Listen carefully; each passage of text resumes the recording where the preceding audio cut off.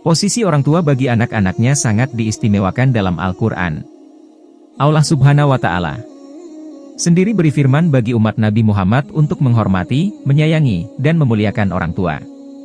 Allah Subhanahu wa Ta'ala berfirman, "Dan Tuhanmu telah memerintahkan supaya kamu jangan menyembah selain Dia, dan hendaklah kamu berbuat baik pada ibu bapakmu dengan sebaik-baiknya." Quran Surah Al-Isra ayat 23.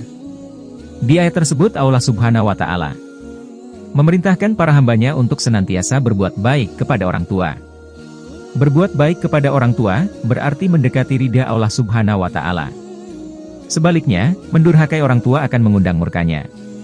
Rasulullah Shallallahu Alaihi Wasallam bersabda, "Ridha Allah berada pada ridha kedua orang tua, dan murkanya berada pada kemurkaan kedua orang tua."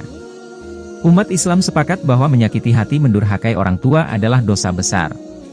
Apabila hal itu telah dilakukan, maka wajib hukumnya untuk segera bertaubat dan memohon maaf kepada orang tua. Sebagaimana disebutkan oleh para ulama, bahwa ada 3 syarat yang harus dilakukan untuk bertaubat. 1. Segera berhenti melakukannya. 2. Menyesali perbuatannya. 3. Bertekad untuk tidak mengulanginya. Karena perbuatan durhaka adalah maksiat yang berhubungan dengan orang lain, maka selain 3 syarat di atas, ada 1 syarat tambahan, mengembalikan hak pada pemiliknya atau meminta maafnya. Syarat yang terakhir ini bisa kita lakukan jika orang tua kita masih hadir di tengah-tengah kita. Bagaimana jika mereka sudah meninggal? Jika mereka meninggal dalam keadaan tidak ridho kepada kita, bagaimana cara kita menghapus dosanya? Adakah kesempatan untuk menghapuskan dosa tersebut agar tidak ada tuntutan kelak di akhirat? Imam An-Nawawi saat mendapat pertanyaan demikian memberi penjelasan, adapun tuntutan dari orang tua kelak di akhirat, maka tidak ada cara untuk membatalkannya. Tapi, disertai dengan rasa penyesalan, hendaknya seorang anak yang durhaka memperbanyak beristighfar memohonkan ampunan Allah Subhanahu wa Ta'ala untuk kedua orang tuanya.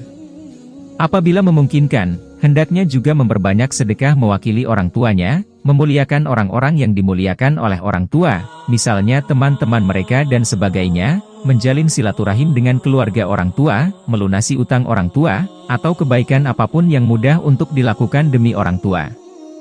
Al-Fatu An-Nawawiyah.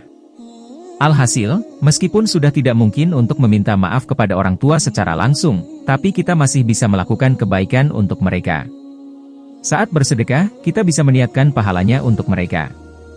Saat beristighfar, kita bisa menyertakan orang tua di dalam doa. Barangkali dengan demikian, mereka tidak menuntut dosa kita kelak di akhirat. Wallahu a'lam.